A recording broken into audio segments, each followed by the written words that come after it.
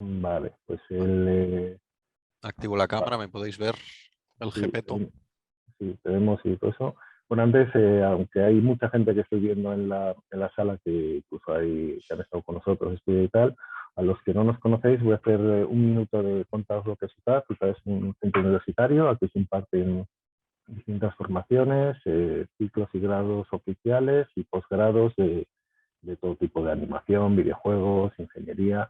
Y lo que nos ocupa en este ciclo de masterclasses son la parte de videojuegos, que tenemos un grado oficial en videojuegos y luego 3 masterclasses, uno de los cuales que es la que Pablo estudió con nosotros.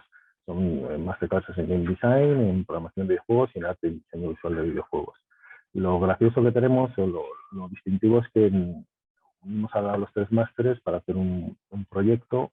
Uno de ellos fue Intruders, que fue digamos, el primer proyecto profesional que realmente participó Pablo y el que salió a la venta a PlayStation unos años. Así que ya para ello ahora ya os dejo a Pablo, que cuente un poco su experiencia y nos dé la masterclass. Muchas gracias a todos.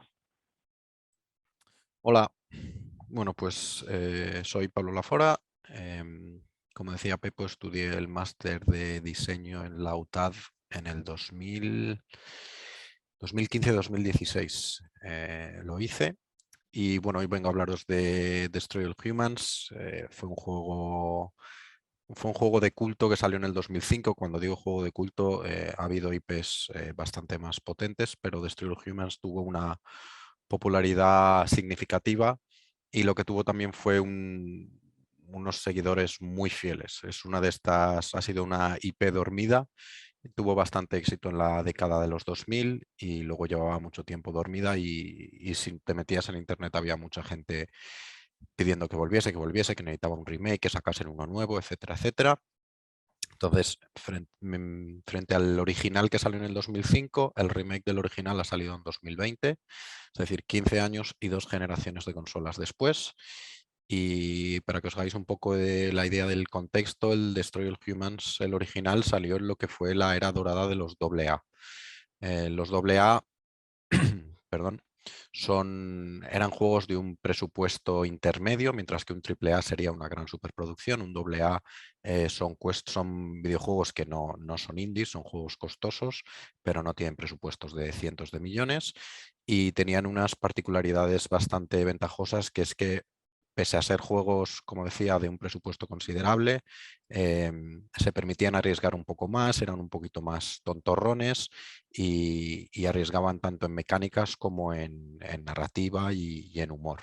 El Destroy All Humans fue famoso se le considera un clon del GTA porque por aquella época había muy poco juego de espacio de mundo abierto y este fue uno, hombre, no sé si de los primeros, pero fue bastante al principio y, y bueno, el twist original que tenía era pues que en esta ocasión tú eras un alien que tenía que conquistar el planeta Tierra y bueno, hacerle todas las perrerías que quisieses a los humanos.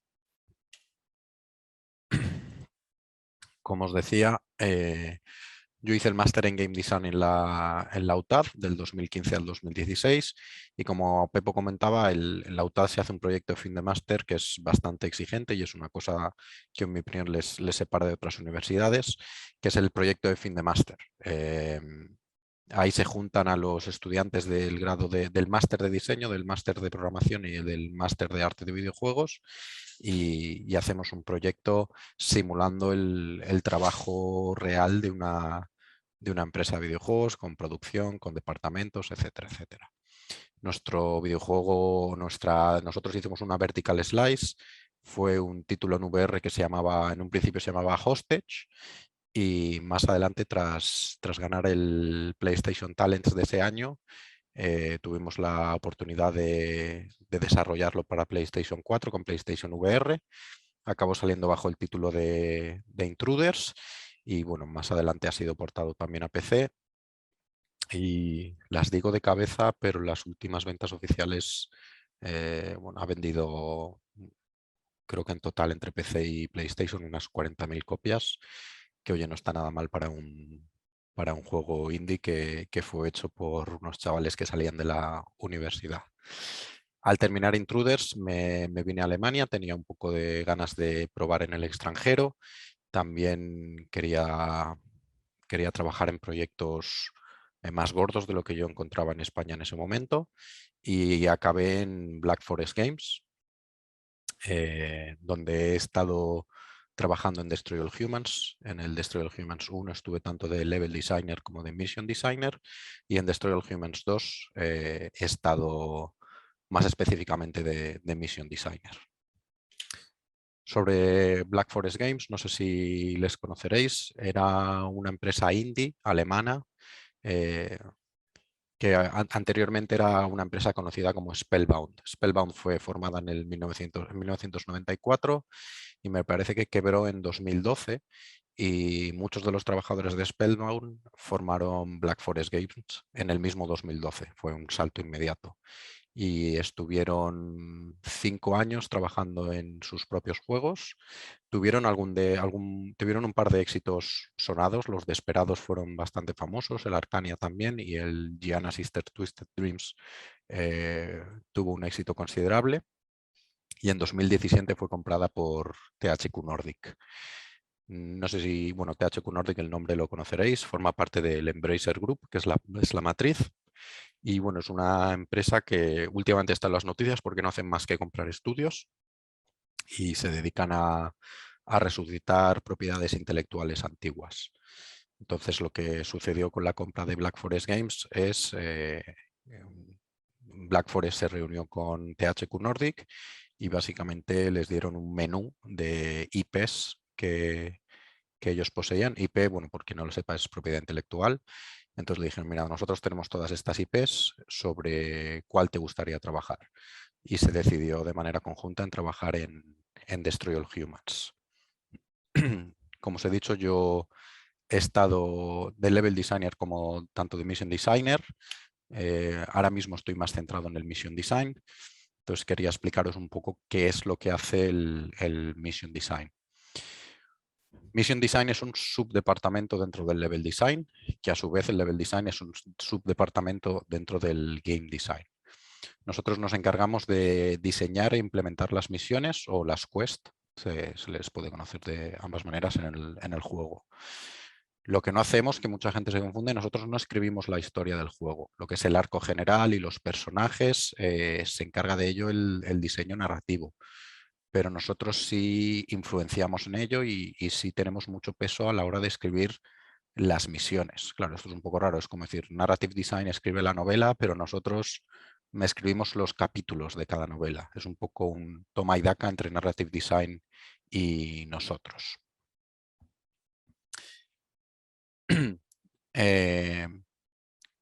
Mission Design es uno de los departamentos que trabaja menos aislado. Nosotros trabajamos con todos los departamentos y tenemos un contacto día a día con la mayoría de ellos. Trabajamos, por supuesto, mucho con Game Design, pues a la hora de decidir las habilidades del personaje, los enemigos, las armas, etc. Narrative Design, como os decía, ellos son los que escriben el arco completo, pero nosotros escribimos las misiones individuales. Combat Design, cuando la empresa está tan especializada que tiene un departamento de Combat Design. Level Design, por supuesto, como os digo, somos un subdepartamento, entonces yo me encargo de la misión y tengo un compañero que es el Level Design y nosotros estamos hablando constantemente de ¿qué quieres hacer aquí? Ah, pues aquí conviene tener una rampa, pues aquí no, pues ponme un line of sight, esto córtamelo. Nosotros tenemos que trabajar muchísimo, son 2 personas, el que hace la misión y el que hace el nivel, que tienen que estar, vamos, tienen que ser casi uno para que todo al final, para que haya una buena sinergia entre la misión y el level en el que sucede la misión. Trabajamos también muchísimo con los gameplay programmers, con los environmental artists, es decir, nosotros Level Design hace el blockout, decimos un poco la función lógica y el espacio lógico, pero luego son ellos los que lo van a vestir y lo van a hacer bonito. Y por último, nosotros trabajamos mucho con QA, con el test de calidad y con los que se encarga de encontrar bugs. Al final, Mission Design somos el eslabón final en la cadena. Nosotros somos los que ensamblan todas las herramientas, mientras que los departamentos nos dan las herramientas. Nosotros al final las ponemos todas junticas y bonitas para para construir las misiones que nosotros también hemos diseñado. Cuando le tengo que explicar a mi madre o a mi abuela qué es lo que hago en el trabajo, yo le pongo siempre esta escena de Toy Story, o bueno, a mi abuela que no sabe lo que es Toy Story, le explico, le pregunto si ella se acordaba de mí jugando con mis muñequitos, inventándome historias y personajes y los buenos y los malos. Pues eso es, mira, esto es, mientras lo que antes es el juego, esto es lo que hacemos los mission designers en las reuniones. Jugamos con nuestra imaginación e intentamos pensar en momentos chulos que ofrecerle al jugador. Esta sería la parte creativa de nuestro trabajo, en la que ideamos las misiones. Y luego la parte de implementación, yo nos veo más bien como un regidor de teatro o un director de escena.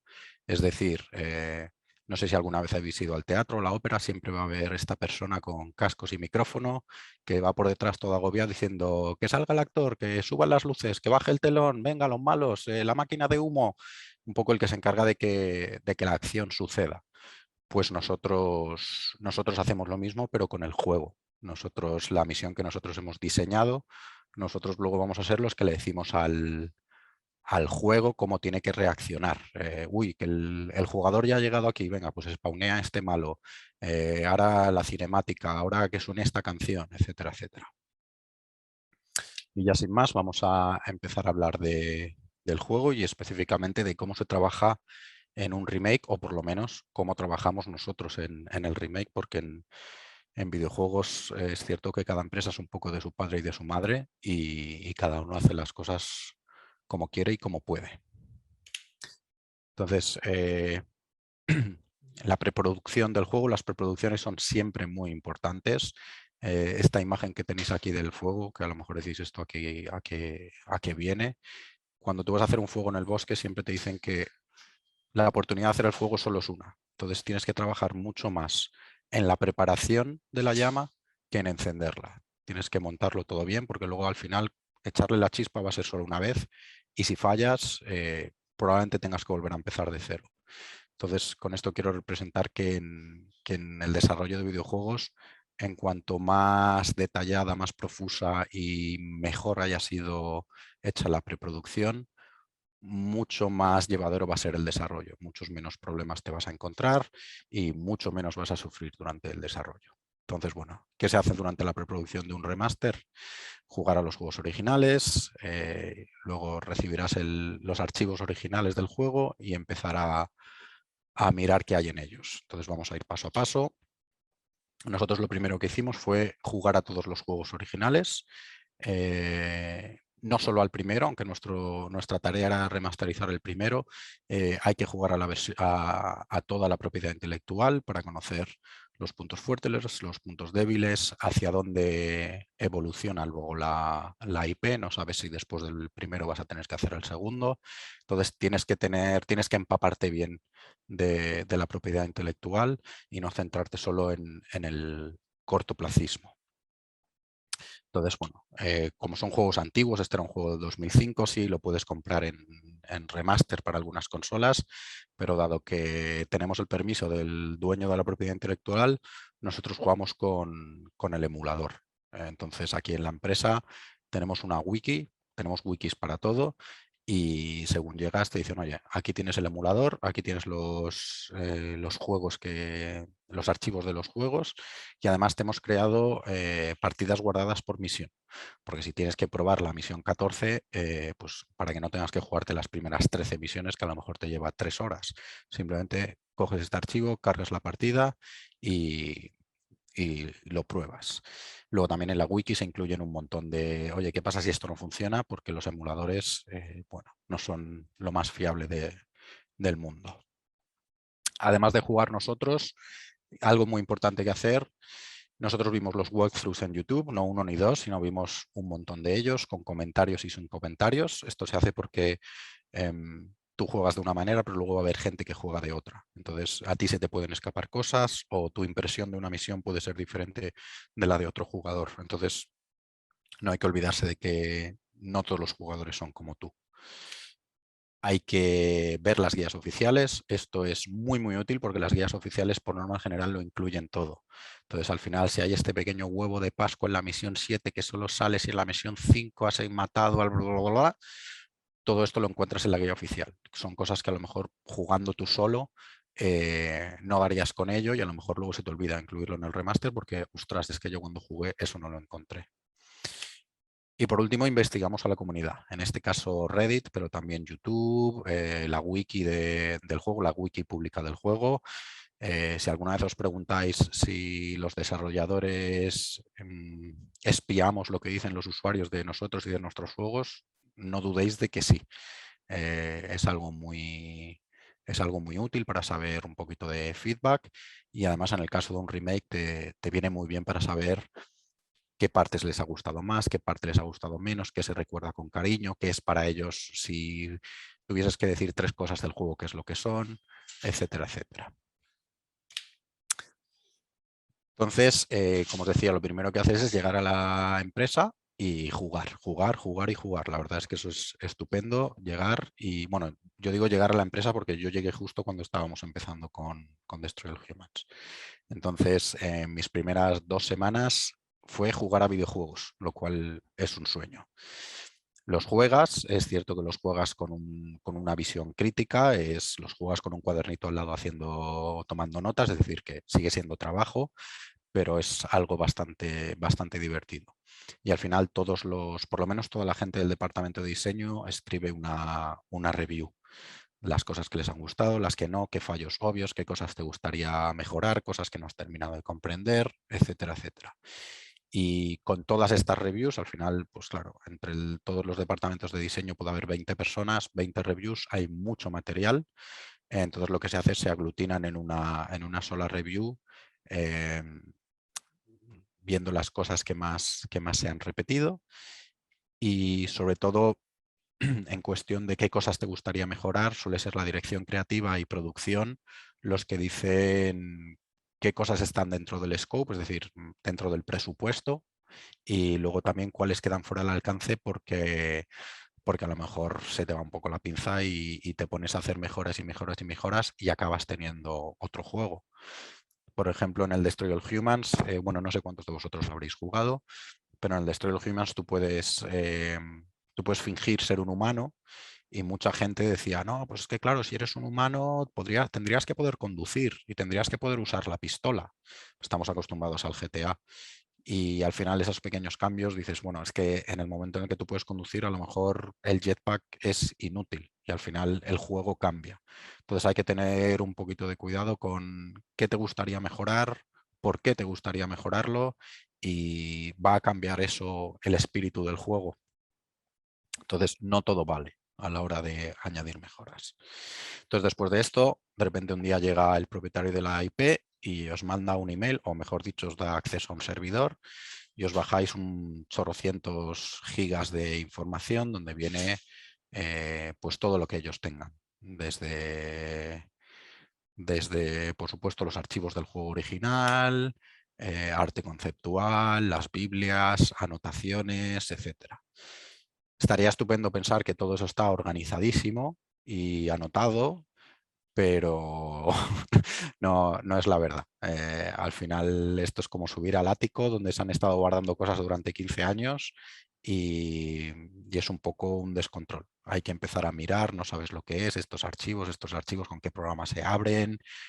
Mira, esto sí que nos puede ser útil, todo esto es morralla. Entonces, al principio hay una buena cantidad de trabajo bueno, lo que yo he llamado aquí trabajo arqueológico, que es decir, bueno, todo lo que nos han dado, qué hay aquí y qué es útil. Entonces te toca eh, organizar por departamentos, cada uno se preocupa de lo suyo. Entonces, esto es una diferencia muy gorda de hacer un remake.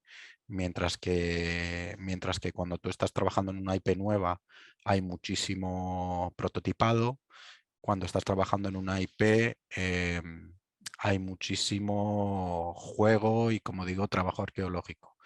y también los diseñadores, más que empaparnos del tema en cuestión, si yo estuviese haciendo Destroy All Humans de cero, me pondría a leer todo lo que pudiese sobre aliens, lo que sea de aliens. Mientras que al trabajar en una propiedad intelectual, a lo mejor lo puedes acotar un poco más y centrarte en el lore del juego, lo que ya viene establecido, porque a lo mejor, sobre todo en un remake, no tienes la capacidad de cambiar cosas que ya estaban escritas. Entonces, bueno, algunas de las cosas que íbamos encontrando, por ejemplo, estos son los archivos de misiones, estos son líneas de código de las misiones en el juego original. Tuvimos la suerte de que estaban escritas en Lua, que es un lenguaje de programación que es bastante fácil de leer. Aquí en Mission Design solo hay un par de personas que saben C++, no somos programadores, pero sí que tenemos nociones básicas de programación, y Lua es lo suficientemente sencillo como para enterarte un poquito de qué es lo que estás viendo. Entonces, con estas líneas de código para nosotros era mucho mejor ver lo que realmente sucedía en la misión, más que jugar la misión, que al final te puedes llevar una idea incorrecta. Aquí sí sabes exactamente cómo está funcionando la misión. Es lo que nosotros decimos, mirar debajo del capó y mirar el motor. Para que os hagáis una idea, había una misión en la que ponía sigue al camión, y claro, tú te crees que el objetivo, que lo que el juego va a estar verificando es que tú estás siguiendo al camión. Cuando ves estos archivos te das cuenta que el juego lo que va a legitimar es que tú llegues hasta el final de la línea. Entonces, aunque a ti en el texto como jugador te diga sigue al camión, vas a ver que lo que el juego va a validar es llega a esta zona. Entonces te das cuenta de que realmente el camión es una guía, pero que no tienes por qué seguirlo. Si sabes a dónde va el camión, le puedes adelantar y dejar al camión atrás, y el juego lo va a validar igualmente. Luego empiezas a encontrar cosas muy chulas, como documentos de arte y diseño. A todo el mundo le gusta el arte. Eso siempre pasa en videojuegos. Seas diseñador, seas programador, a todos se nos cae la babita con el arte conceptual, con el diseño de personajes, etcétera, etcétera. Entonces, nosotros tenemos la suerte que muchos aquí éramos fans del juego original, y poder encontrar de repente todos los storyboards de todas las cinemáticas, pues es un pequeño chollo, es un pequeño lujo que dices, joder, esto es mi infancia, y mira, tengo aquí estos documentos privilegiados que nadie más ha visto. Entonces, eso es muy chulo. Aunque yo esta charla la voy a centrar más en diseño de misiones y de levels, os he incluido algunas cosas que sé que siempre gusta ver. Por ejemplo, esta es la Biblia de arte, bueno, algunas de las páginas de la Biblia de arte, donde te explican pues, en qué hay que fijarse, qué es lo qué queremos transmitir. Aquí estaba muy centrado sobre todo en la década de los 50. Entonces, las Biblias originales a los diseñadores nos ayudan mucho a leerlas, aunque no seamos artistas, porque te ayuda a meterte un poco en el setting del juego, y luego, por supuesto, ayuda a los artistas a crear sus propias Biblias de arte. Aquí podéis ver, por ejemplo, la Biblia de arte que hizo Black Forest Games para el remake. ¿Vale? Entonces, por supuesto, ahí se me ha olvidado la palabra, se basan en las pulp fictions americanas.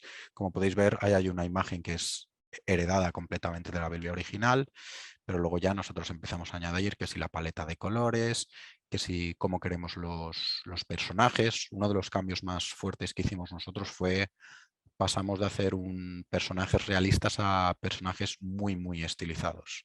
En parte porque le pegaba al tono tontorrón del juego, y en parte porque es un juego, en realidad es un juego bastante violento, y al final, pues oye, no está de más el que si le vas a reventar el cráneo a alguien haciéndole explotar la cabeza, pues que sea más gracioso que gore, porque al final esto no es Doom. Entonces aquí, por ejemplo, tenéis algunos ejemplos de lo que queremos estilizado, pero también años 50, las paletas de colores, etcétera, etcétera.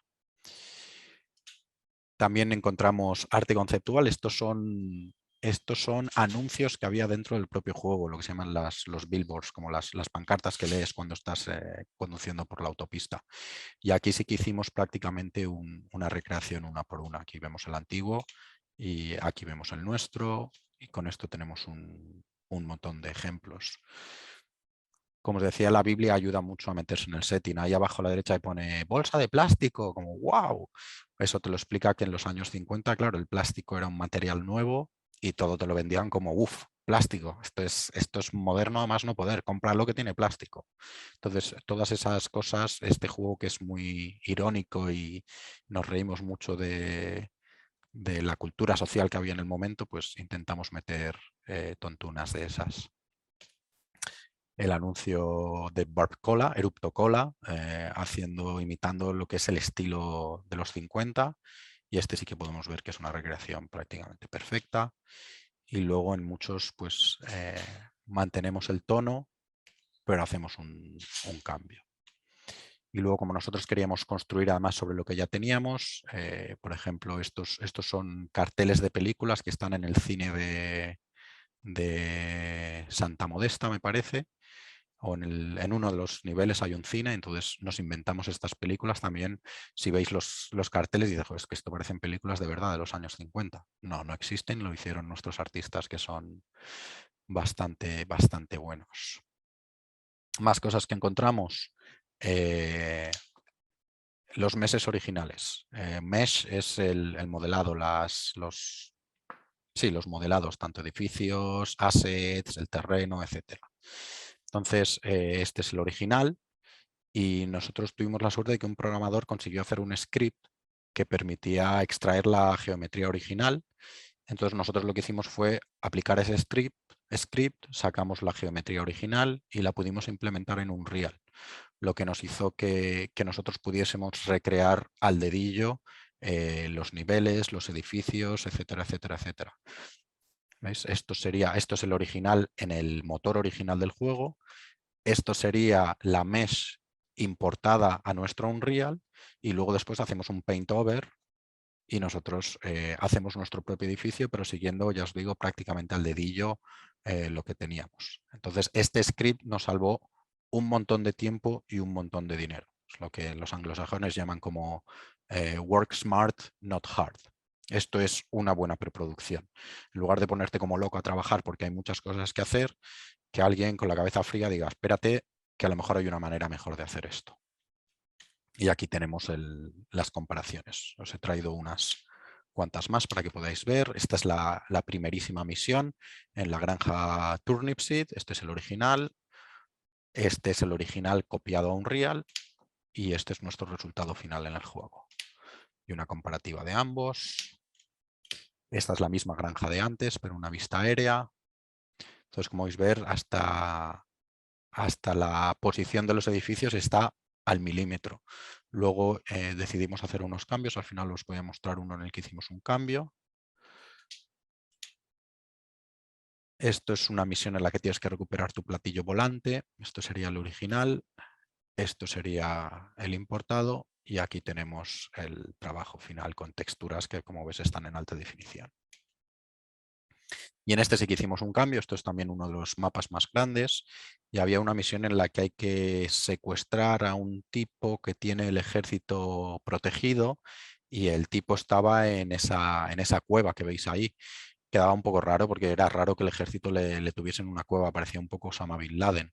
Entonces nosotros al final, fue uno de los pocos cambios que hicimos en niveles, decidimos que el ejército iba a tener su propia base, hicimos una base militar con un submarino, con puerto para submarinos y todos, que tenía más sentido que tuviesen ahí al VIP en lugar de en mitad de un descampado. Y bueno, aquí os he metido las cosas más obvias para nosotros, pero este mismo proceso se reprodujo en todo. En audio tenemos los VO o los voiceovers, es decir, todas las líneas de audio, todos los textos hablados, todo, absolutamente todo, incluidas cuando tú te paseas por la ciudad, uno de tus poderes es poder leer la mente, entonces teníamos cientos, si no miles de líneas de diálogo del personaje leyéndole la mente a la gente. Entonces todo eso se saca, la música original, los efectos de sonidos, encontramos anotaciones a mano de, uy, esto no me gusta, esto hay que hacerlo. Material que luego no se usó, que eso al final nos trajo un poco loco porque tú te encuentras, estás recreando la misión y encuentras líneas o cosas que luego no se usaron y dices, ¿esto dónde va? ¿Esto dónde va? Y al final dices, vale, esto no se usó.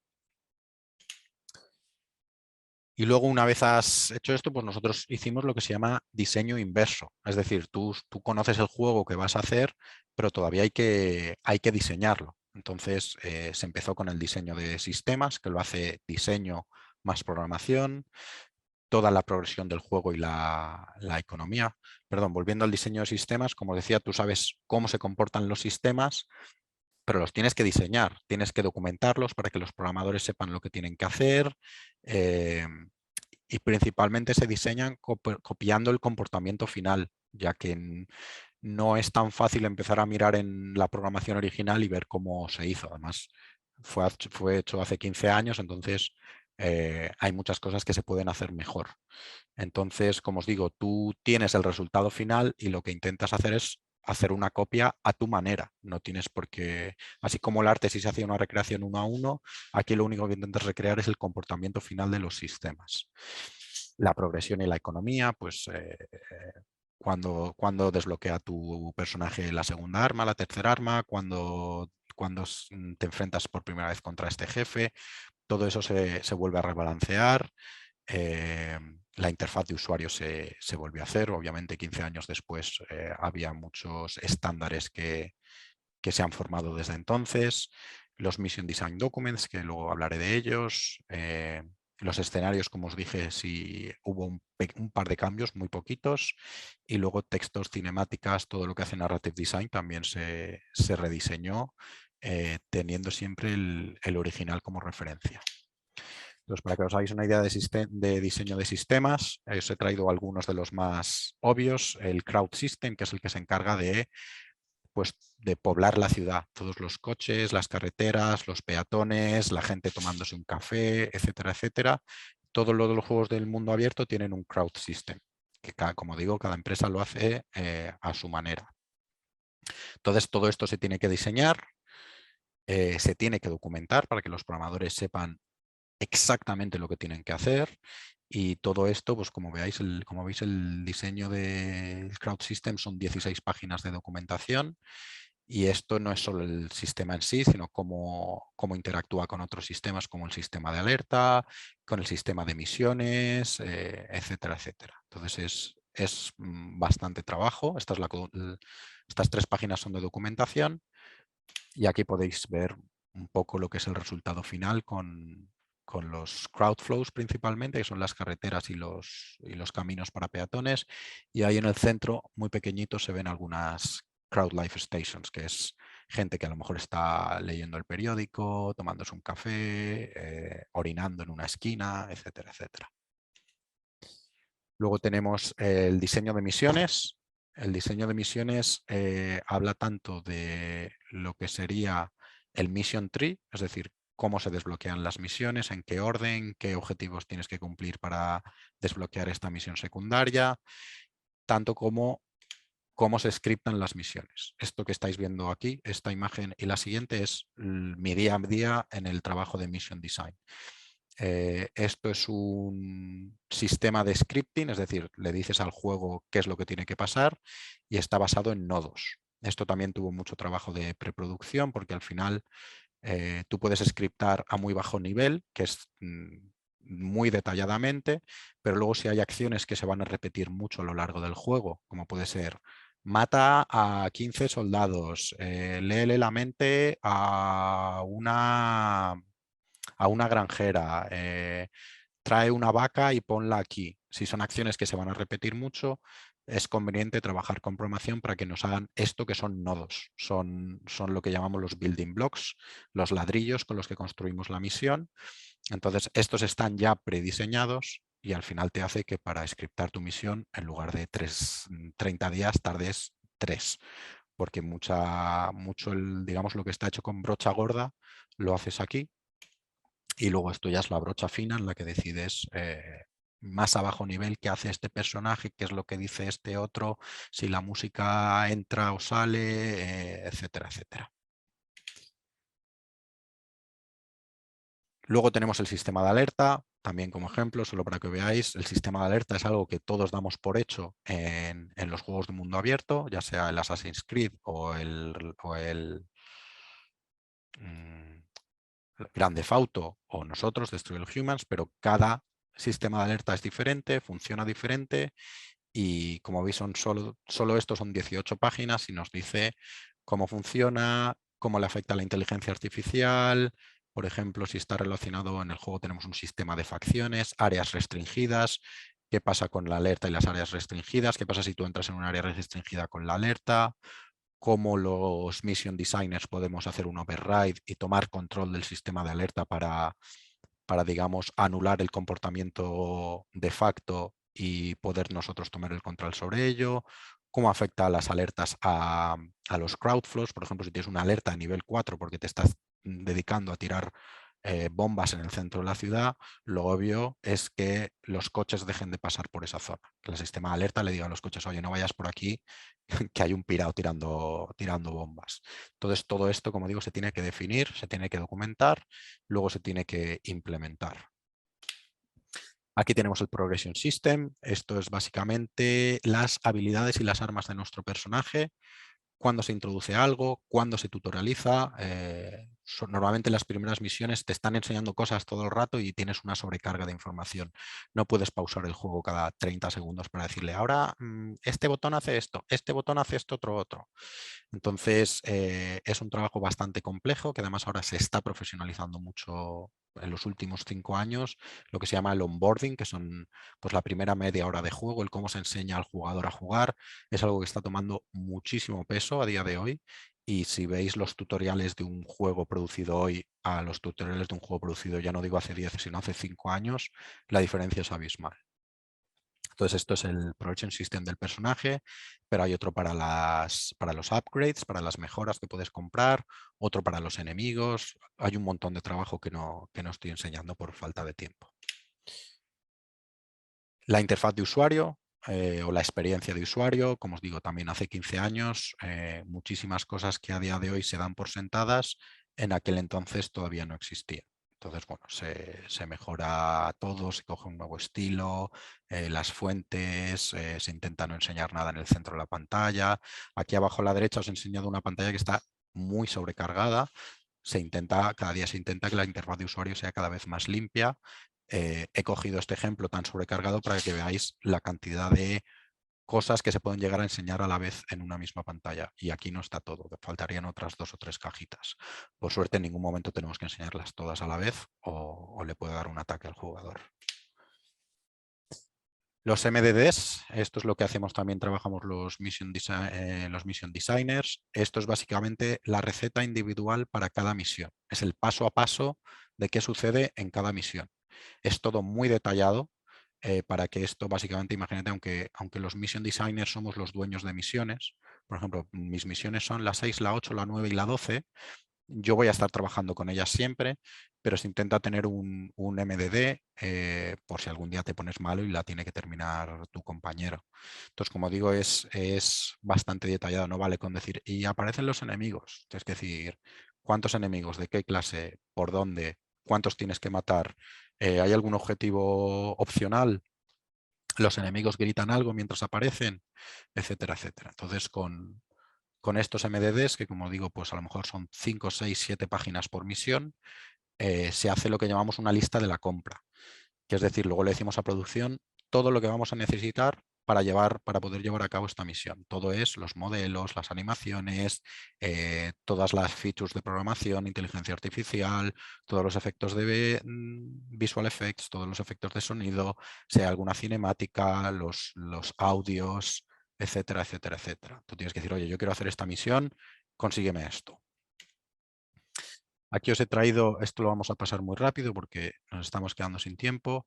Esta es la misión que os decía antes en la que los militares tenían a salvo a un VIP en una cueva y nosotros jugando dijimos, no tiene sentido que los militares tengan al VIP en esta cueva, que es que el tío parece un sin techo. Entonces, este es el original. Está al doble de velocidad, entonces tú básicamente te encuentras al tipo o bueno, te cuelas, encuentras al tipo y luego tienes que escoltarle fuera mientras tienes que pelear con los agentes de Majestic, que serían nuestro equivalente a los Men in Black. que aquí son los malos, claro. Y luego podéis ver nuestra versión. Esta fue una de las misiones que más varió. Esto lo he tenido que poner 8 veces más rápido. Como podéis ver, el entorno es diferente, las cinemáticas, aunque los textos son los mismos, son muchísimo más elaboradas. Los entornos no solo cambian, que la base es diferente, también hay mucha más verticalidad, más variación de enemigos, tenemos los objetivos opcionales que no estaban en el original.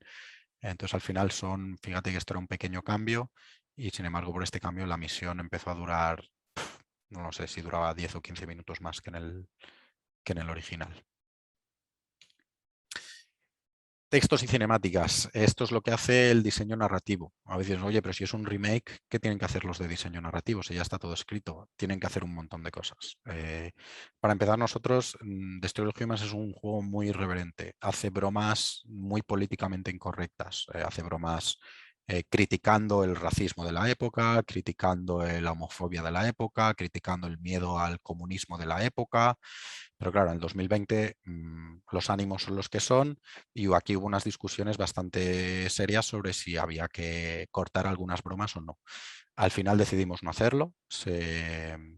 Se sacó una nota al principio del juego diciendo, oye, esto es del 2050, por favor no te ofendas. Y conseguimos dejarlo como estaba. Al final parece que ha sido una decisión aplaudida porque la gente ha dicho que, oye, que se agradece un poquito de irreverencia dado cómo están hoy las cosas. Entonces, bueno, el diseño narrativo tuvo que encargarse de releer todo para ver si había que quitar algo. Se han encargado de todas las traducciones. El juego no estaba traducido, ahora hay que traducirlo a todos los idiomas. Y todos los textos adicionales como los no diegéticos, todo lo que salga en un menú, todo lo que salgan en las wikis. Cuando tú juegas al Skyrim, esas docenas de libros que puedes leer en el juego, alguien las ha tenido que escribir. Todo lo que sea la interfaz de usuario, los objetivos por misión, los objetivos opcionales, las restricciones. Si mueres y te dicen, has muerto porque te has ahogado, todo eso lo tiene que escribir alguien. Entonces, como os digo, hacer un remake no es que te venga el trabajo ya dado. Y luego aquí sobre la base empezamos nosotros a construir lo que nosotros nos gustaría hacer. Esto es lo que ya os decía que es, empiezas a decir, bueno, ¿y qué mejoramos? Algunas de las mejoras son tremendamente obvias y a medida que vas jugando el original te das cuenta. Simplemente suelen ser cosas relacionadas con convenciones y estándares. Hay juegos muy buenos como el Half-Life 2 que en su momento lo petaron muy fuerte, lo juegas a día de hoy y dices, joder, pero no tiene esto, no tiene esto otro, no tiene esto otro. Y dices, bueno, es que hay que verlo con los ojos del que lo jugaba por primera vez en su época. Luego hay otras mejoras que no son tan obvias y te puedes dar cuenta de ellas en mitad del desarrollo. Es decir, que todavía si hay una parte de iteración, prototipado, oye, esto creo que estaría bien si esto, venga, vamos a probarlo, hoy probamos, pues funciona, mételo en el juego, no funciona, pues venga, no lo metemos. Como os decía antes, hay que tener cuidado de no cambiar las cosas demasiado o se pierde la esencia. Al final tú cuando quieres restaurar una máquina antigua, sí, quieres que funcione, quieres que se vea bonita, quieres que esté bien engrasada, pero no quieres que la máquina cambie. Entonces, como os decía, es ponerla a punto, hacerla moderna, pero mantener el espíritu original. También hay que tener en cuenta un equilibrio entre cuánto trabajo te lleva a mejorar algo y cuánto de mejoría aporta. Tú te puedes dedicar 10 días a mejorar algo que a lo mejor los jugadores ni se dan cuenta, pues a lo mejor es conveniente dedicar ese tiempo a otra cosa. Entonces, algunas mejoras que hicimos. El juego original no tenía checkpoints, era una locura. Misiones de 15 minutos, 20 minutos, y si morías al final te tocaba repetirla entera. Entonces eso fue una de las cosas obvias que dijimos, esto no puede seguir así.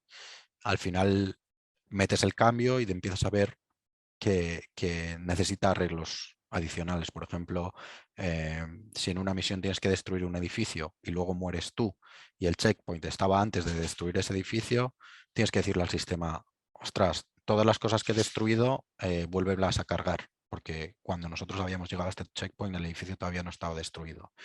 Y también el holobob, que es la capacidad que tienes tú de coger forma humana, lo mismo. Si has llegado a un checkpoint con una forma humana, si ese checkpoint luego es cargado, te tiene que recuperar esa forma humana porque a lo mejor te carga en forma alienígena y nada más aparecer en pantalla ya estás causando que el nivel de alerta suba mucho.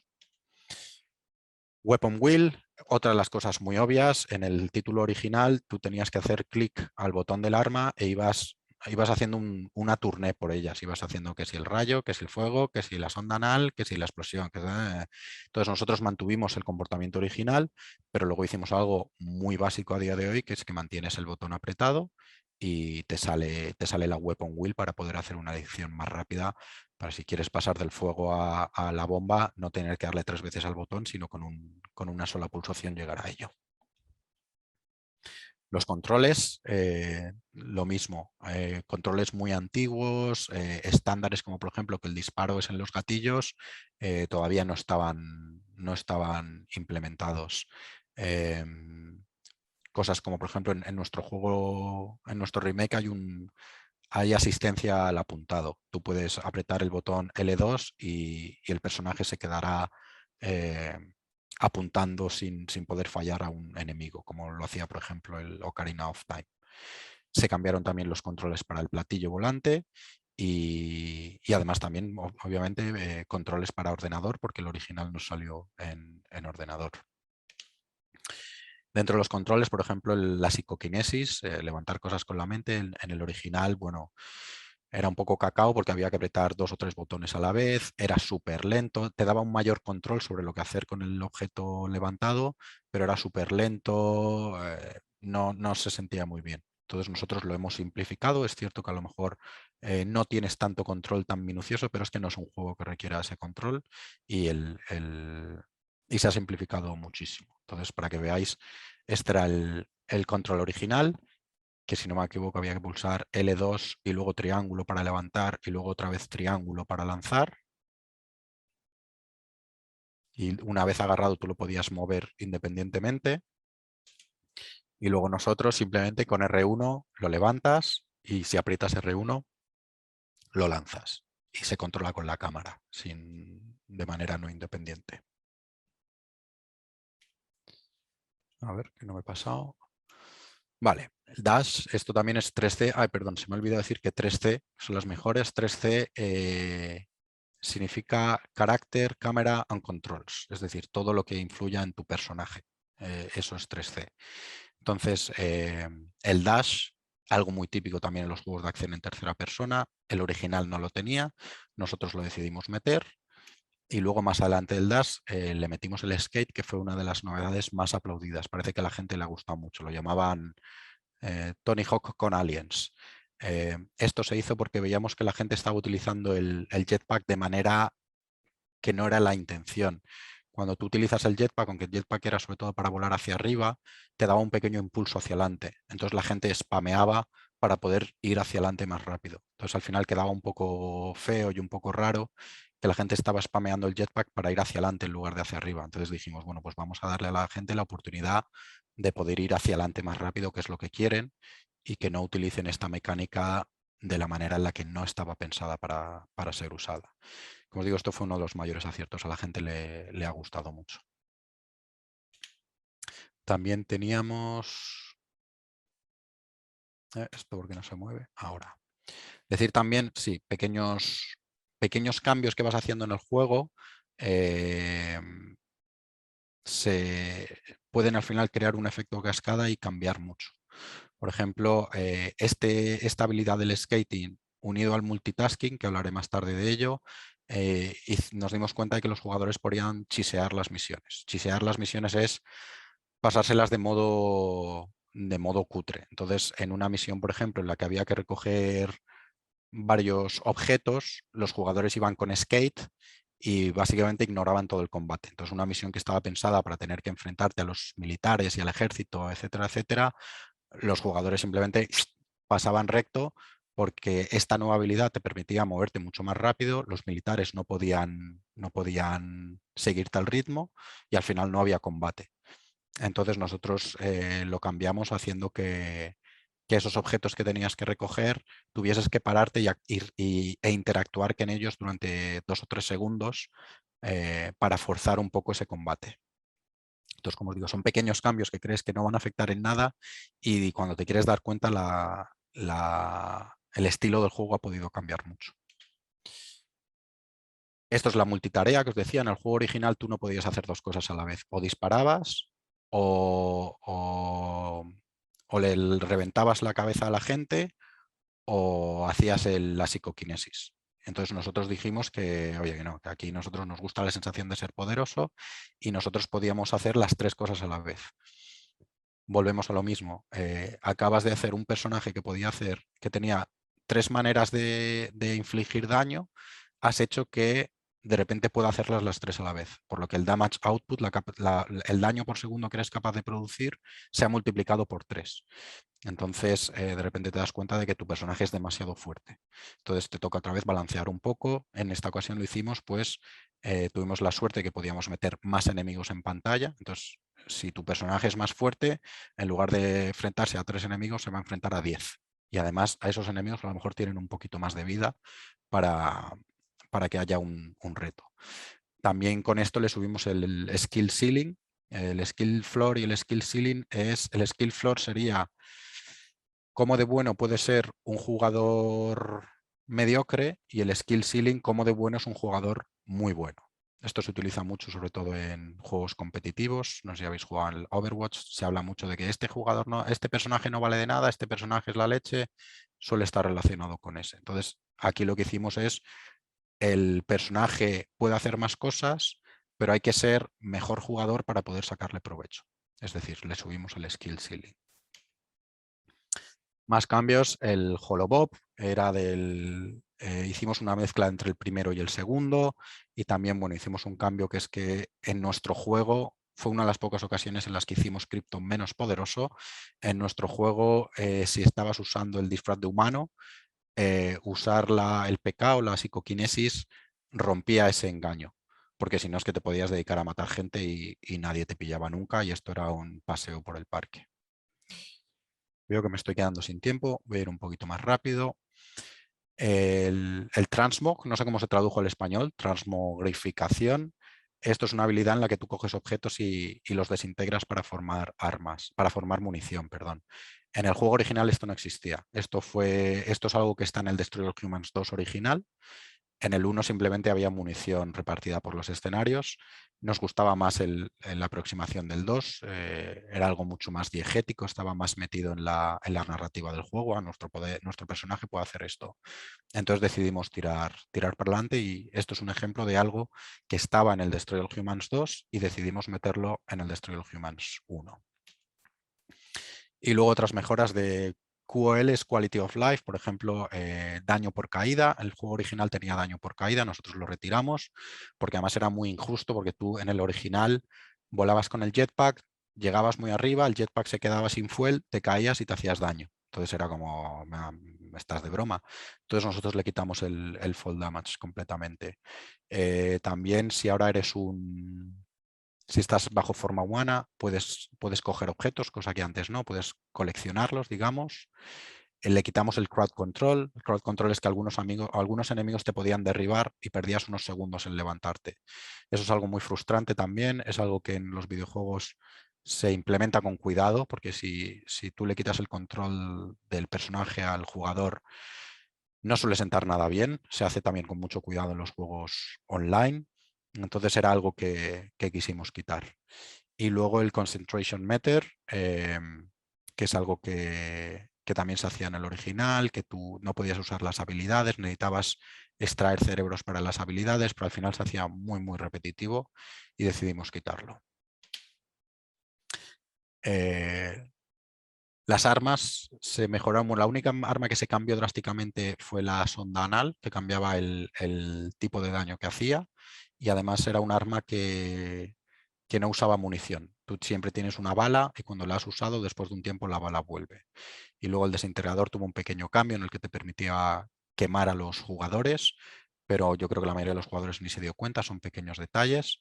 Y luego los upgrades. En el juego original tú podías mejorar tus armas y en total creo que había 25 o 30 mejoras y en el remake las subimos casi a 80 o 90. Subimos las mejoras, subimos el skate, las habilidades, el platillo volante. Pudimos meter muchas más mejoras porque es algo que se espera también de un juego de acción en tercera persona.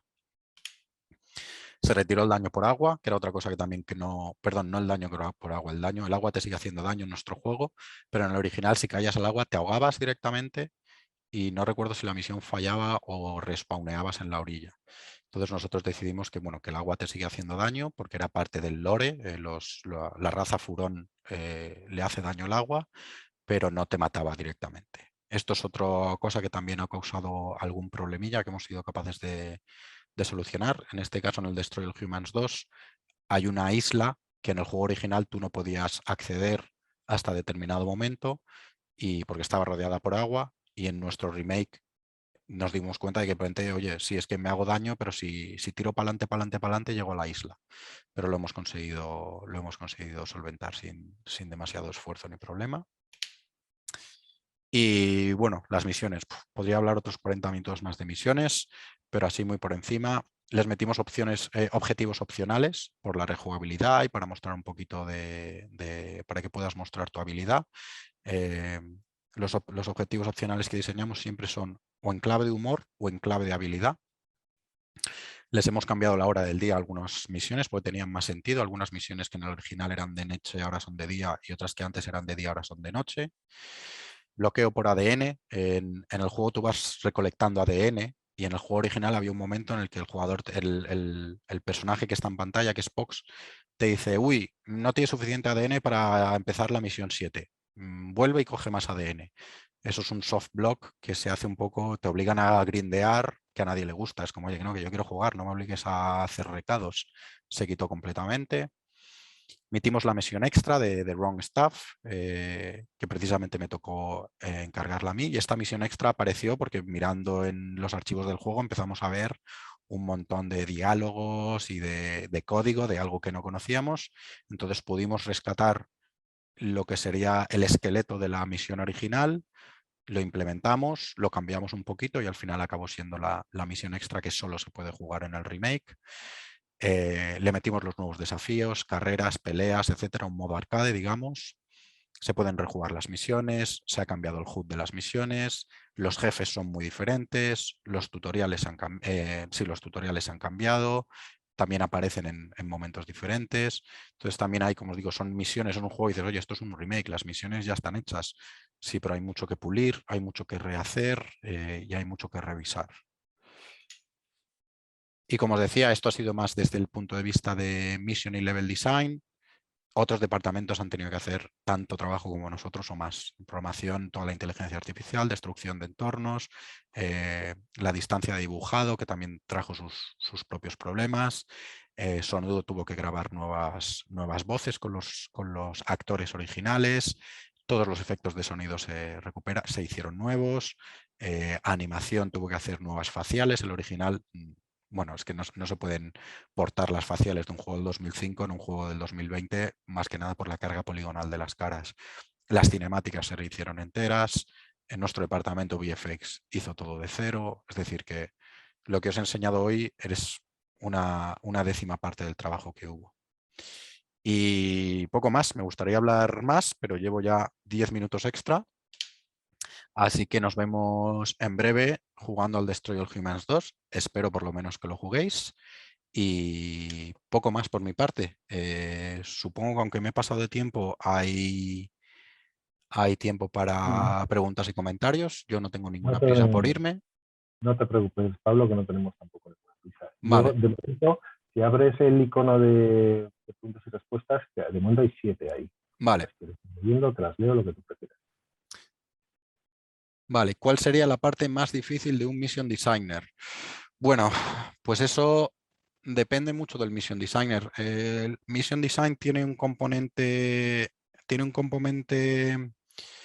lo diré, de creatividad y de imaginación, y luego tenemos un componente técnico de scripting. Entonces depende mucho. Nosotros tenemos mission designers que vienen más de la parte de programación, entonces son gente que a lo mejor les cuesta más pensar una idea original, pensar algo que nos haya hecho en otro juego, escribir algo divertido, pero luego a la hora de scriptar la misión y de hacer la parte técnica y de los blueprints y de la programación, te hacen unas virguerías que alucinas, porque tienen un background de programación. Luego hay gente que es todo lo contrario, hay gente que viene más de un diseño más puro, que juega mucho en su cabeza, que se inventa historias, es súper original, es súper divertido, te muestra una misión que dices, joder, tío, esto es la bomba, nunca he visto esto en un juego, esto va a ser maravilloso, pero luego a lo mejor a la hora de implementarlo les cuesta más. Entonces, como digo, depende de cada uno. Sí es cierto que la parte técnica de programación es lo que se llama una hard skill. Yo al final siempre digo la imaginación, todo el mundo tenemos imaginación, mejor o peor. Es como escribir, todo el mundo sabe escribir. Puedes escribir una buena historia o una historia, un mojón de historia, pero todo el mundo sabe escribir. Mientras que programación sí puedes decir, es que no tengo ni idea de cómo hacer esto. Entonces, como os digo, no somos programadores, no somos C++, pero sí hay que saber unas nociones básicas, sobre todo de cuál es la lógica de la programación, y para scripting, aunque sea programación visual con blueprints, sí hay que tener unos ciertos conocimientos. Y ya si te digo que eres experto en programación, te va a ayudar mucho a la hora de trabajar con todo. ¿Dónde encuentras inspiración para diseñar una misión? En todo, en todo. Eso es algo que me encanta de ser diseñador. No solo como mission design, espera un momentito. Ah, vale, sí. No solo mission design, sino como diseño en general. Nosotros siempre decimos, tienes que ser gente muy curiosa, te tiene que gustar de todo, pero de todo, ¿eh? Cualquier cosa que sepas, la vas a poder usar. Que eres un friki de los aliens, algo vas a encontrar. Que eres un friki de los masajes, algo vas a encontrar. La historia, todo, todo, todo, todo. Un claro ejemplo para mí es el Snake Pass. El videojuego de Snake Pass lo hizo un diseñador porque le encantan las serpientes. Y dijo, voy a hacer un juego sobre una serpiente. Y ya, pues a partir de ahí te empiezas a leer sobre serpientes. El famosísimo Papers, Please, que a mí me encanta, el juego lo decidió porque el diseñador es de Europa del Este y dice que por su apellido y por sus cosas, cada vez que volaba, siempre le llevaban a la habitación. En los aeropuertos siempre le decían, vente para acá que te vamos a cachear. Y acabó harto, harto, harto, harto. Y dijo, voy a hacer un juego de esto. Entonces, si ya sabes para qué juego estás trabajando, lo mejor que puedes hacer es empaparte de eso. En este caso, en Destroy All Humans sería leer mucho sobre aliens, sobre los años 50, sobre el comunismo, etcétera, etcétera. Pero siempre, si estás trabajando sobre un juego, lee todo lo que puedas sobre los temas que ese juego trate. Y en general, en términos generales, sé curioso con todo, absolutamente con todo. No hay, yo creo que es muy difícil ponerle un límite a las cosas que debe saber un diseñador, porque sobre todo, además, en los juegos indie se ve mucho. Ahora tienes un juego hasta de ser embalsamador de cadáveres, entonces nunca sabes de por dónde va a salir. El último juego que estoy jugando que me encanta es un juego que va de hacer trampa a las cartas. Entonces, eso sería alguien que a lo mejor le gusta hacer trampa a las cartas, dijo, voy a hacer un juego de esto. Entonces, conocimientos generales de todo, y si ya sabes en qué juego estás trabajando, todo lo que puedas de ello. ¿Qué motores recomiendan para iniciar? A ver, esta es una pregunta que se hace mucho, cada uno a lo suyo. Yo personalmente recomendaría un Real, pero eso es una opinión personal. Hay motores que están a medio camino entre lo profesional y lo amateur, como pueden ser el RPG Maker o incluso juegos como el Dreams. Yo recomiendo que si te vas a poner, te pongas en serio y te pongas con un motor profesional, digamos. Aunque es cierto que RPG Maker y tal, hay juegos profesionales, juegos de éxito que se han hecho con ello, pero yo recomendaría sobre todo Unity o Unreal. Son ahora mismo los dos más grandes. Ventajas e inconvenientes de cada uno. Dicen que Unity es más fácil de usar. Yo nunca me lo he creído. Yo he intentado usar Unity y, a ver, los dos son programas bastante profundos y bastante complejos. Diferencias e inconvenientes. Unity trabaja en C#, que es un lenguaje de programación más sencillo de aprender, mientras que Unreal trabaja con C++, que es uno de los lenguajes de programación más complejos. Por eso mucha gente recomienda el C#.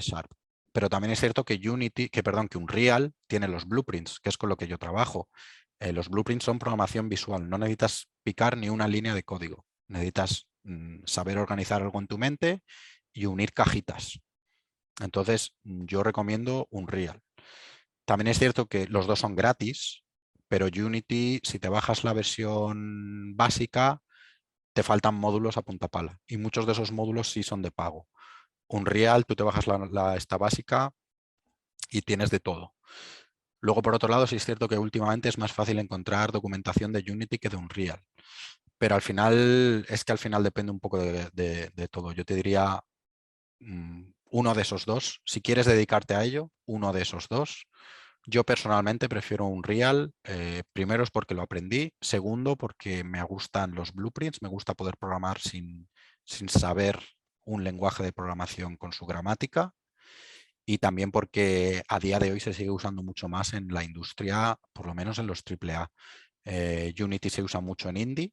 Los dos se usan bastante, Unity a lo mejor un poco más en indie, pero los AAA, las grandes megaproducciones, o usan motor propio, que no puedes aprender de ninguna manera, o usan Unreal. Muy pocos juegos AAA usan Unity. Si hay juegos indie que han tenido mucho éxito que se han hecho con Unity. Pero, pues mira, ahora los de Final Fantasy se van a pasar a Unreal. CD Projekt Red se va a pasar a Unreal. El Witcher 4 va a ser hecho en Unreal. Nosotros aquí trabajamos en Unreal. Para las grandes superproducciones se busca eso. Entonces, si buscas trabajar en una gran empresa, el ir con Unreal ya aprendido es, en mi opinión, mejor. Pero que me dices, no, es que yo me gusta montármelo, yo me lo guiso, yo me lo como y tener un equipo de 7 personas, Unity es igual de válido. Pero, por ejemplo, en Tessera Studios, donde yo trabajé antes, usábamos Unreal, usan Unreal todavía y son 20 personas.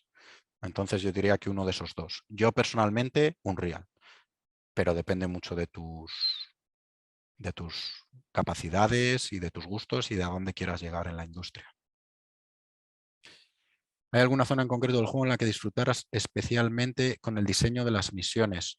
Hombre, la misión extra fue lo que me gustó a mí. El juego tenían 22 misiones y entre la misión 13 y la 14 encontramos este material sin usar que nosotros llamamos la misión 3.5. Y recuerdo que mi lead dijo, ¿quién quiere hacer esta misión? Y yo me envalentoné. Yo acabo de llegar a la empresa y dije, yo me la quedo. Y también, pues a lo mejor era un poquito por ser especial, ¿no? Era la única misión, era la misión en la que más nos iba a permitir hacer un diseño no tan centrado en un remake, no, las líneas definitorias no estaban tan claras.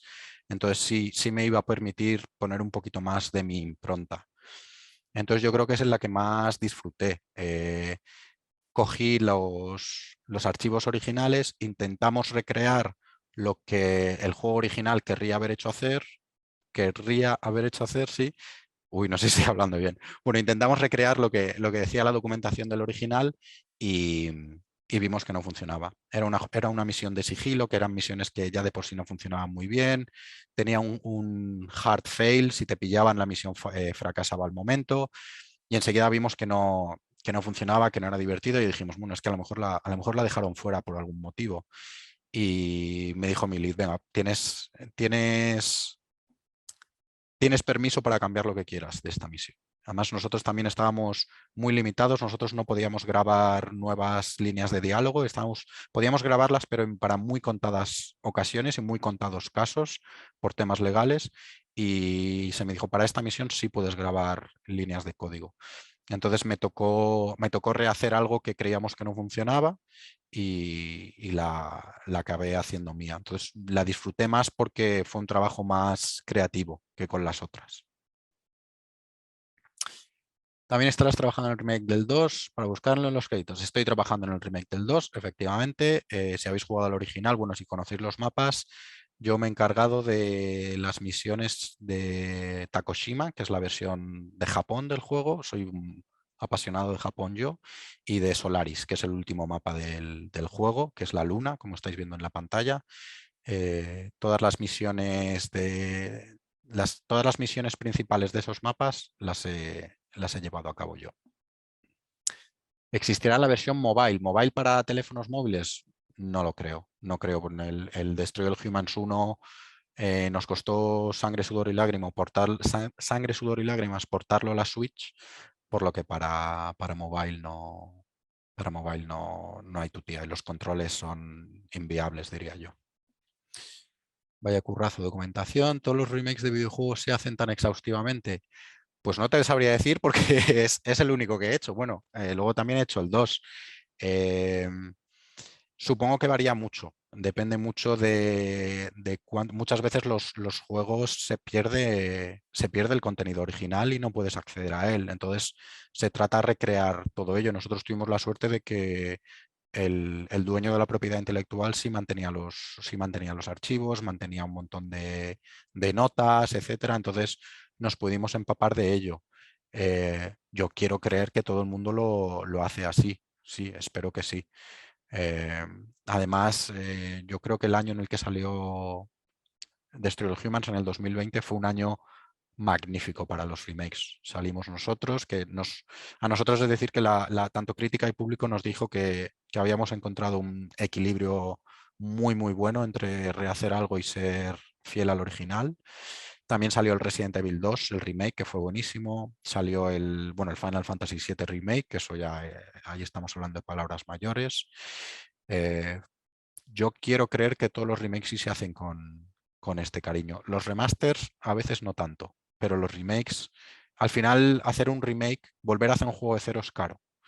Entonces, bueno, la apuesta a lo mejor no es tan arriesgada como hacer un juego con una propiedad intelectual desde cero, pero sí te estás dejando una cantidad considerable de dinero y tú quieres, quieres que venda. Entonces yo creo que sí hay que ponerle cariño. ¿Practicas la creación de tus misiones fuera del trabajo? Y si es así, ¿cómo lo haces? No, yo no hago mission design fuera del trabajo. Sí hago otras cosas. Yo vine de Tessera Studios, yo era un game designer muy generalista, hacía scripting, hacía level design, hacía narrativa, hacía diseño de sistemas, etcétera, etcétera. Y aquí, como estamos más especializados, he estado más haciendo mission design. Entonces yo lo que hago en mi tiempo libre es tocar los palos que antes no tocaba, o sea, los palos que ya no toco. Eh, yo hago modelado 3D en mi tiempo libre, sobre todo con la intención de, al final Mission Design y Level Design son un mismo departamento. Entonces cuando tú estás buscando ofertas de trabajo a veces no, es que no queremos un mission, queremos un level designer. ¿Sabes hacer blockouts? ¿Sabes hacer niveles? Claro, si dices, bueno, sabía, pero hace 4 años que no los hago, pues a lo mejor frunce en el ceño. Entonces, nunca está de más retomar las cosas que se te están oxidando y aprender cosas nuevas. Yo, como digo, ahora sigo haciendo modelado 3D, sobre todo con el objetivo de hacer blockouts. Y lo que sí intento siempre es mejorar la parte técnica, los blueprints, saber prototipar, el poder hacer algo desde cero. Al final aquí los mission designers a veces dependemos mucho de los programadores. Oye, necesito esta pieza, necesito este blueprint, necesito este comportamiento. Eh, Todo lo independiente que tú puedas ser, lo mejor que eres en tu trabajo. Entonces, aparte del modelado 3D, todo lo que sea hacer tutoriales de blueprints y de cómo hacer pequeños prototipos, desde cómo hacer tu personaje, saltar, inventarte un arma, todo lo que sea intentar crear algo de cero es muy útil. Y eso sí es algo que practico. Pero misiones no. Suficiente tengo con mis 8 horas al día. ¿Qué recomendación das cuando ya tienes un diseño y mecánicas terminadas que en tu cabeza suenan bien y quieres saber si resultan divertidas o funcionales ya en la práctica? Por un juego de mesa y un momento me intriga esa parte mientras termino el prototipo.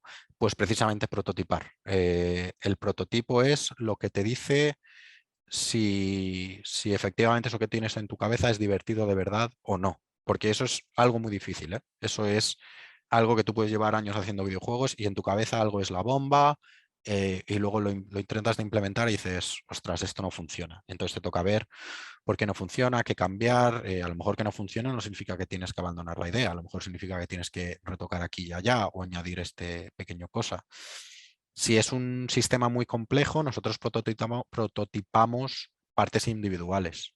Prototipas las armas, prototipas el comportamiento de los enemigos, prototipas el platillo volante, prototipas esto de hacer del skate o del patinaje. Se suelen prototipar features individuales y luego poco a poco, si puedes, las vas aglomerando en una sola. Si es un juego de mesa, prototipar juegos de mesa es mucho más sencillo. En lugar de ponerte a programar, papel y lápiz y cartulina y tijeras y sobre todo invitar amigos. Es muy importante que lo que esté en tu cabeza no se quede en tu cabeza. Jugarlo con tus amigos, a ser posible amigos que jueguen a juegos de mesa y que luego te digan, oye, pues esto es aburrido, esto es genial, oye, esto me ha encantado, céntrate más en esto, etcétera, etcétera. Pero al final lo importante es sacar las cosas de tu cabeza y volverlas tangibles y materiales, ya sea en ordenador o, como te digo, con una tabla de cartón. Pero al final la gente tiene que poder jugarlo y en tu cabeza no van a poder. En el chat, que no sé si lo tienes abierto, hay un par de preguntas que quedan que si quieres te las leo. La Eh, de... el chat de el grande o el de las preguntas ya contestadas. no, el grande, el A grande. ver, sí, pues léemelas porque tengo aquí un montón, no le he ido haciendo caso Vale. mientras... Damián Marín nos pregunta, ¿cuáles son las habilidades más demandadas en la industria de videojuegos, aparte de la programación? ¿Y qué empresas contratan en remoto personas del exterior? A ver, es cierto, nosotros siempre bromeamos que a los programadores nunca les falta el trabajo. Nunca. Mira que hay programadores, es que la mitad de las personas de una industria de videojuegos son programadores y siempre hacen falta más, siempre, siempre, siempre. Entonces, programadores se contratan un montón. Eh, También se contratan muchos artistas, pero la diferencia es que artistas también hay un montón, entonces la oferta-demanda está un poco más equiparada y hay mucha competencia.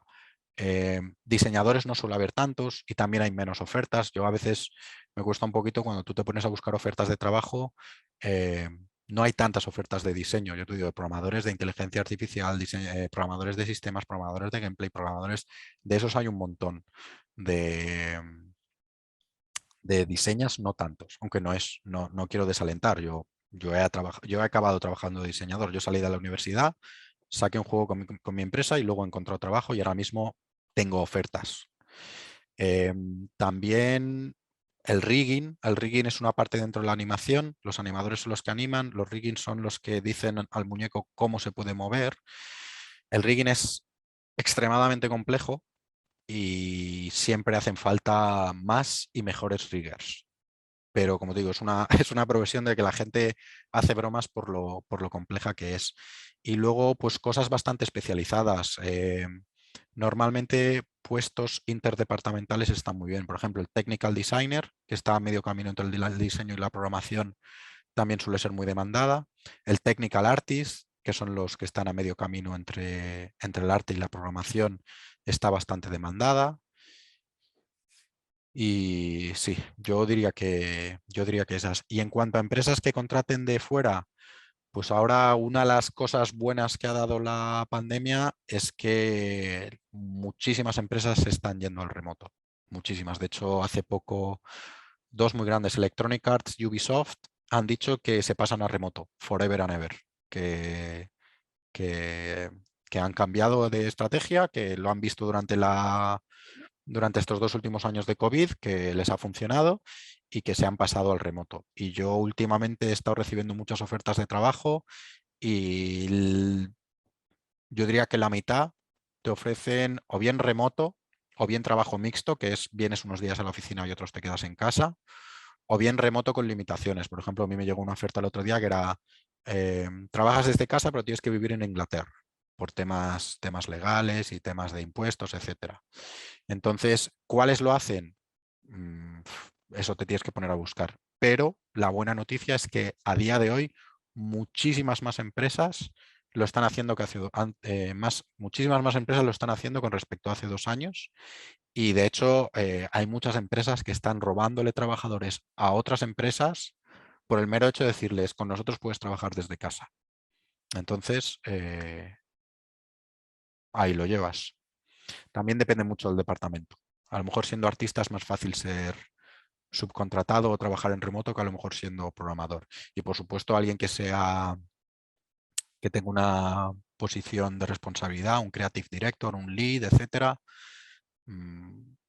es más difícil que te contraten para un puesto de coordinación si estás en remoto. No imposible, pero al final, si tienes que hablar con 50 personas al día, es mejor tenerlas a tu lado, en lugar que tener que llamar, y temas, sobre todo cuando unos están trabajando en Sudamérica y otros en Europa y están las 6, 7, 8 horas de diferencia.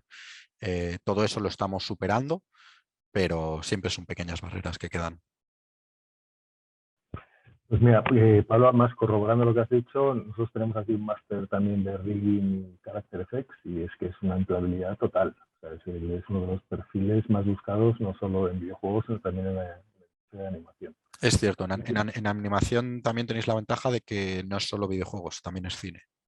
Sí, es el perfil de Y un buen rigger, es un tío muy buscado. O sea, sí, no tiene problemas, es como un buen programador, no tiene problemas de trabajo ni los va a tener. sí, sí, Seguimos. efectivamente. Y además, programadores, una empresa, como te digo, programadores puede tener un montón, pero riggers es que hay muy pocos. Es que yo tengo amigos animadores que siempre me dicen, joder, me tendría que haber hecho rigger. Se me tendría que haber hecho rigger porque es que no conozco riggers que tarden más de un mes en encontrar trabajo, porque todas las empresas buscan. Sí, de hecho, el origen de nuestro máster fue precisamente eso, la demanda de las empresas que nos pidió crear un máster de este tipo. Bueno, para no salirnos del tema, seguimos con Jean-Pierre, que nos pregunta que si Black Forest tiene pensado en que sus juegos sean multiplataformas, es decir, si os interesa Vulkan o Linux. Perdona, multiplataforma. Ah, Vulkan o Linux. Pues eso, si te soy sincero, eso no sé si es decisión de Black Forest o de THQ. A ver, multiplataforma somos en el sentido de que estamos en PC y en consolas, y en consolas estamos en todas. En cuanto a Vulkan o Linux, no te sé contestar. Yo creo que por lo menos el Destroy All Humans 1, si hubiese la intención de sacarlo, ya lo habrían hecho.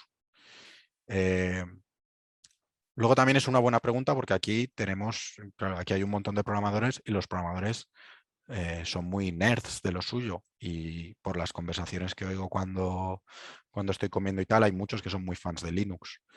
Pero al final hay que tener en cuenta que no es solo el deseo, también es la rentabilidad. Y seguro que estaría mejor que más juegos saliesen en Linux, y si hubiese más juegos que saliesen en Linux, venderían más. Pero a día de hoy, si te metes en las estadísticas de Steam y ves la gente que juega y compra en Linux, normalmente no suele salir rentable el invertir. Es que no sé cuánto puede ser el port a Linux, no sé si pueden ser unos cientos de miles o unos milloncejos. Entonces, no te sé contestar. Además de que yo no tengo la potestad para hablar en nombre de mi empresa. A título personal, eh, te digo que no tengo ni idea. Pero con el Destroy All Humans 1, si fuese a salir, ya tendría que haber salido, diría yo. Vale, si quieres puedes volver al icono de preguntas y respuestas, que tenemos ya las dos últimas ahí. Ah, vale. ¿Qué cambios sobre el planteamiento del juego hace la plataforma para que lo lances? Sobre todo de cara a prototipar de forma sencilla. Bueno, si estamos hablando de plataformas de consola y ordenador, es básicamente todo lo mismo. Sí, los TRCs, que son los exámenes de control de calidad, son diferentes, pero al final lo que mueve la Play lo mueve el PC. O sea, perdón, lo que la mueve la Play lo mueve la Xbox, y el PC va por su lado. En el PC siempre te puedes subir un poco más a la parra porque puedes tirar de más potencia, aunque el PC tiene la dificultad de que es un sistema abierto y tienes que hacer que el juego valga en miles de configuraciones diferentes. La que es diferente es la Switch. La Switch tiene mucha menos potencia y claro, portar a Switch es difícil. No todos los juegos pueden pasar a Switch, o si lo hacen bastante capados, como por ejemplo el de Witcher. Se tienen que tirar las texturas por los suelos, etcétera, etcétera, etcétera. Luego está el tema de que la Switch o los juegos de Nintendo suelen tener sistemas de controles adicionales que si les quieres sacar provecho, tienes que diseñar para ellos o adaptarlos. Pero principalmente, digamos que entre Xbox, PlayStation no hay diferencia. PC es lo mismo, con la complejidad de que es un sistema abierto, pero por ejemplo, si quieres 4K y 120 FPS te tienes que ir a PC. Y luego Switch es la problemática. La Switch, todos los developers están como, "Joder, es que el porta Switch, es que esto no mueve nada, que poca memoria tiene", pero también la Switch vende muy bien. Entonces es algo que compensa.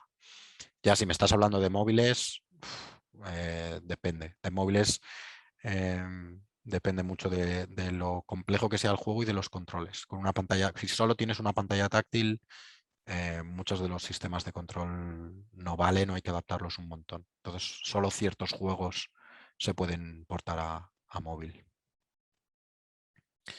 ¿Qué tendría que estudiar o cómo se tendría que preparar un Creative Director? Uf. A ver, Creative Director es la figura a la que todo el mundo quiere llegar. El Creative Director es la figura a la que todo diseñador quiere llegar. Tú tienes la idea y que los otros la hagan. Es lo que se llama el The Idea Guy. Ahí no sé si habéis oído hablar este meme, el tío de las ideas. Es un poco una crítica a esta mentalidad que tiene mucha gente, normalmente gente que todavía no ha empezado en la industria, que es: "Buah, tengo una idea para un videojuego, es maravillosa, solo necesito 20 programadores y 15 artistas para que me la hagan".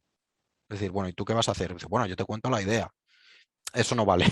El Idea Guy es un poco una puya, una bromita con respecto a ese tema. Entonces, para llegar a ser Creative Director, tú lo que tienes que hacer es entrar en la industria, ser bueno, subir, ascender, ascender, ascender, ascender, ascender, ser bueno en lo tuyo, ser decente en los campos de los demás, hasta que al final te digan, eres Creative Director. Esa es la forma más fiable de llegar a Creative Director. Hay otra mucho más rápida, que es poner el dinero. Si tú tienes, si quieres hacer un juego que te cuesta $500,000 o 1 millón o 10 millones o 100 millones y tú tienes el dinero para pagar a los programadores, entonces tú les puedes decir, vas a hacer lo que yo te diga. Pero si no eres un millonetti, te toca trabajártelo. Te toca llegar ahí por derecho propio y no es una profesión a la que puedas estudiar para llegar. Es, es un escalafón muy alto en el que tienes que controlar un poquito de todo y, y además no es solo saber ser bueno en juegos, también tienes que ser bueno liderando equipos. A Creative Director se suele llegar en la segunda mitad de tu carrera profesional. Ya te digo, a no ser que tengas la suerte de haber ganado la lotería, poder montar un estudio y decidir, la voy a contratar a gente para que hagan mi juego, que también ha pasado, ¿eh? Cuando mencionabas lo de ordenar tus archivos de trabajo, ¿sabes si hay algún software que te facilite usar diagramas de flujo para llevar un mejor orden de tus textos, digamos, en un estilo de juego tipo Mass Effect? Sí, hay muchísimos. Software o middleware hay un montón. Nosotros para Destroy All Humans usamos uno que se llama Artisy Draft, creo. Déjame que te voy a mirar en Google a ver si lo encuentro con ese nombre. Pero vamos, middleware es que hay 10.000 millones de softwares. Yo el otro día, por ejemplo, estuve viendo un tutorial sobre un curso online sobre Unreal 5 y parte del contenido era cómo usar Google Docs sobre todo para la parte de localización a otros idiomas. Entonces, te voy a aquí contestar te voy a escribir una respuesta que es el software que utilizamos nosotros, que es un middleware para llevar para llevar todos los textos. Pero yo no trabajo con él, ¿eh? Yo no te sé decir qué es lo que hace. Es Narrative Design el que lleva todo el tema de Artisy Draft. Digamos que ellos escriben en eso y luego lo importan a Unreal. Yo nunca he trabajado con ello. ¿Creasteis desde cero el Mission System para el juego? Todas las necesidades que teníais en cada una de las misiones las scriptabais mediante el Mission System, ¿verdad? Sí, esto se hizo para el juego. El juego anterior que hizo Black Forest Games no trabajaba con con estos con estos nodos o los building blocks de los que he hablado y se scriptaba todo a muy bajo nivel. Entonces hace falta mayor conocimiento y es mucho tiempo. Entonces en la fase de preproducción, mi lead, que venía de Ubisoft y venía de trabajar en muchos juegos de acción en tercera persona, propuso, vamos a hacer un sistema intermedio de scriptado visual por nodos. Y entonces se trabajó mucho en preproducción, se vieron todas las misiones, cuáles son los pasos que hay que seguir, cuántas veces se repite cada paso y si se hacía más de X veces, esto merece su propio nodo. Entonces vamos a dedicarle X días a trabajar en el nodo para que luego la implementación sea mucho más rápida. También hay que tener en cuenta que muchas veces las industrias del videojuego, todas estas herramientas que tú fabricas para ti mismo, te las quedas con el tiempo. Entonces, es muy inteligente. Para empezar, es muy importante las herramientas con las que trabajas. Pueden hacer que un proyecto fracase o triunfe. En cuanto mejor pensadas están las herramientas con las que haces tu propio juego, luego más fácil es hacer el juego. Entonces, a veces no, casi siempre compensa dedicarle un tiempo considerable a no a crear el juego, sino a crear las herramientas con las que vas a crear el juego. Y además, como te digo, una vez esa herramienta tú la tienes, la herramienta es tuya. Si nosotros, por ejemplo, las herramientas que usamos en Destroy All Humans 1, las usamos para Destroy All Humans 2, se sigue iterando sobre ellas, se siguen mejorando, se añaden cosas, se quiten cosas, pero probablemente sean las herramientas que se queden aquí para siempre. También son herramientas muy específicas para un género. Eso también es por lo que muchas empresas de videojuegos hacen o bien secuelas o hacen un mismo género. Si tú sabes hacer un juego de acción en tercera persona, como puede ser Destroy All Humans, has aprendido a hacer ese tipo de juegos y tienes herramientas para hacer ese tipo de juegos. Si de repente te piden que hagas el Forza Motorsport 6, todo lo que has hecho no te vale y probablemente sea empezar de cero. Entonces, sí, las creamos ex profeso para Destroy All Humans 1 y todavía las seguimos usando y es parte del trabajo del día a día, mejorar con ellas. Uno de mis trabajos, por ejemplo, es hablar con un gameplay programmer y estamos todo el día ideando cómo se pueden mejorar las herramientas, qué herramientas podríamos añadir para cosas que aún no podemos hacer, usabilidad. A veces los programadores te dan una herramienta que hacen lo que quieres, pero que son súper complejas de usar. Entonces tienes que sentarte con él y decirle, oye, a ver, por favor, ponme títulos, pónmelo así, ordénamelo, bla, bla, bla, porque tiene, por ejemplo, el scripting visual es mucho más cómodo y fácil de leer que el escrito. Entonces sí, las herramientas las hicimos nosotros y es parte del trabajo. Pues creo que ya hemos llegado al final. Pues nada, Pablo, que muchísimas gracias por esta hora y pico que llevamos ya, ¿no? Y una Sí. hora y media, más de hora y media. Y nada, esperamos tenerte en el futuro, quizá con algo parecido con alguno de los juegos que vais a hacer aquí o donde sea. Y nada, pues muchísimas gracias y hasta la próxima. Oye, un placer y muchas gracias a todo el mundo que ha estado ahí.